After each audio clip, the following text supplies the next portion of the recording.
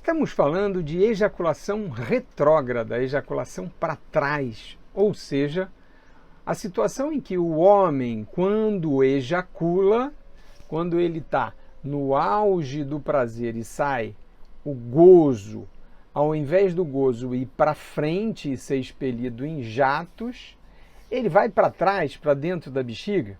Então, no vídeo anterior, eu detalhei um pouquinho sobre essa condição chamada ejaculação retrógrada.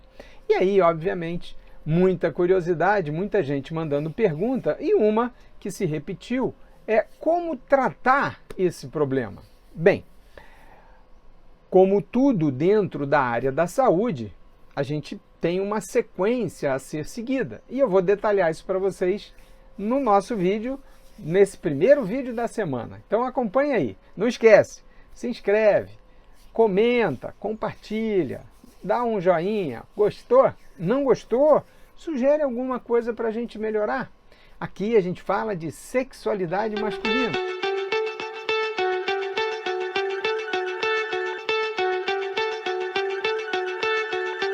Bom, tratar a ejaculação retrógrada começa com um bom diagnóstico. Então, o que é isso, doutor Walter? Começou a complicar. Não, não tem nada complicado. Primeiro, a gente tem que ter um entendimento correto da situação que aquele indivíduo, que aquele paciente, que aquela pessoa que a gente quer ajudar, o que está acontecendo realmente? Porque o fato de não sair o sêmen, o ejaculado no momento do gozo, não é sinônimo de que o gozo está indo para trás. Existem outras situações que podem causar o mesmo sintoma. Então, sintoma é o que o paciente está sentindo. Ele percebe que quando ele goza, atinge o clímax, deveria estar saindo o sêmen em jato para frente, sendo expelido do pênis, e isso não acontece. Então, existem várias causas para isso. Uma que eu estava comentando chama-se ejaculação retrógrada, ou seja, o sêmen vai para trás, para dentro da bexiga. Então, às vezes, o que o paciente percebe é uma diminuição do volume do que ele ejacula. Outras vezes, ele percebe que não sai nada na hora, mas depois, com o pênis flácido, escorre uma gosma pelo pênis. É um dos indícios de que pode estar acontecendo a ejaculação retrógrada. Mas existem outras condições. É possível que o paciente não ejacule. A anejaculação. Ih, doutor Walter, começou a complicar. Pois é, esses temas têm um grau de complexidade. Eu sei que tem muita gente que fica chateada, fala que eu fico enrolando e etc.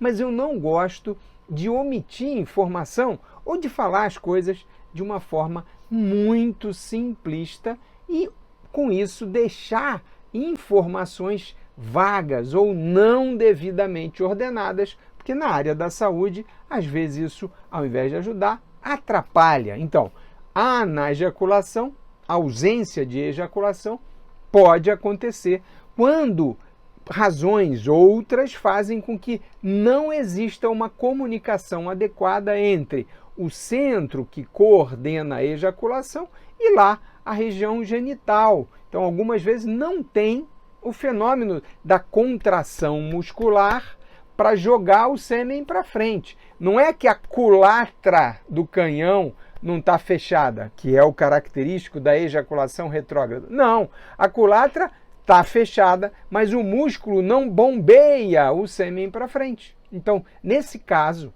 há uma outra razão e o tratamento é diferente, ok? Então, só para primeiro passo para tratar a ejaculação retrógrada, o profissional de saúde tem que confirmar que é exatamente isso que está acontecendo.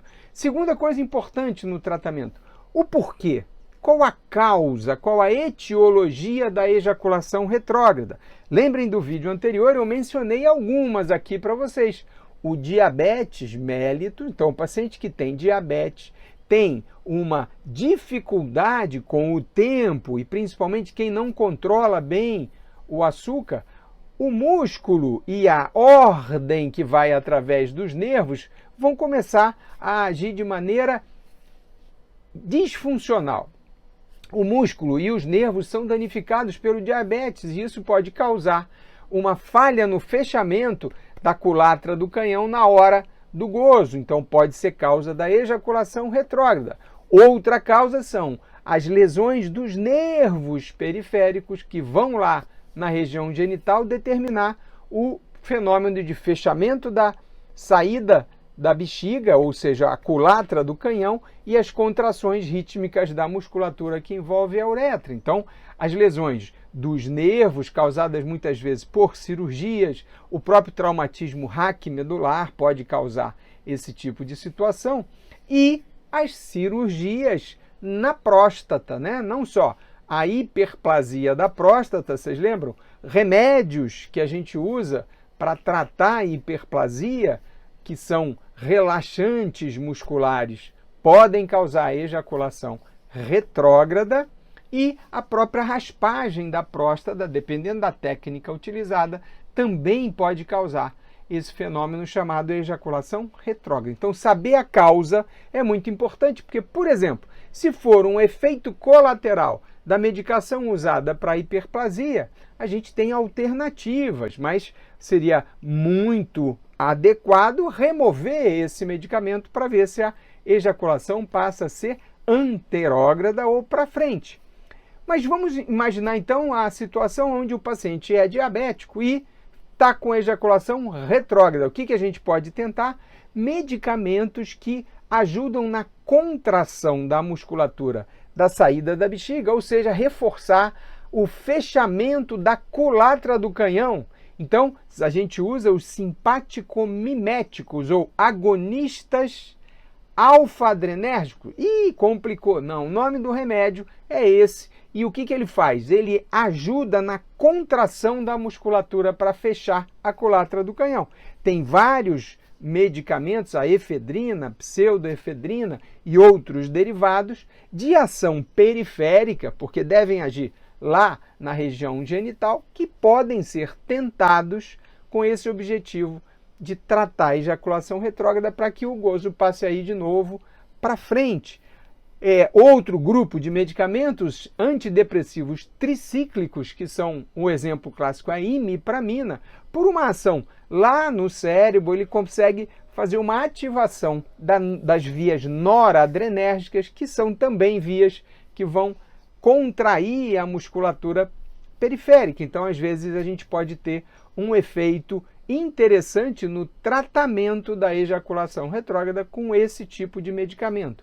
Não é garantia de resultado, mas pode ser tentado desde que o paciente não tenha contraindicações. Então, algum desses medicamentos podem afetar o controle da pressão arterial ou causar outros efeitos adversos e tornar o tratamento pouco interessante, né? Não vai trocar um sintoma por outro. Então, isso tudo tem que ser individualizado. Cada caso é um caso.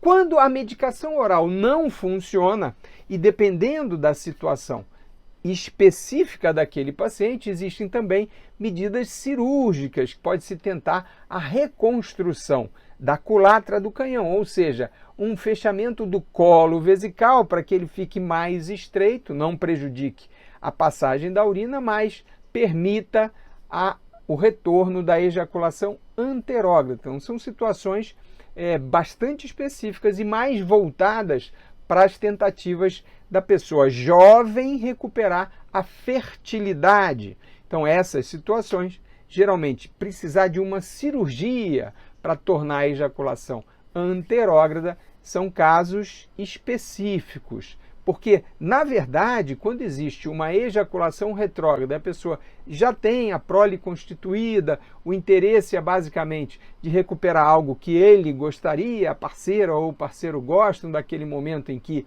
fica evidente que a pessoa atingiu o clímax. Então é claro que quando não sai o gozo, isso deixa a pessoa frustrada, o casal reclama e etc. Mas aí tem que existir um bom senso para saber o esforço e o sacrifício que podem ser empenhados para tratar essa situação chamada ejaculação retrógrada. Ok? Então esse foi um en passant para a gente ter uma noção de como se trata a ejaculação retrógrada. Ficou claro? Não ficou? Manda aqui a sua dúvida ou o que não ficou devidamente esclarecido pelo e-mail que aparece aqui, que eu terei o maior prazer em responder, ok? Um novo tema? O que será que a gente vai falar em seguida? Quer sugerir alguma coisa? Então, aproveita, comenta, compartilha, não deixa de se inscrever no canal. É muito, muito importante contar com essa sua participação.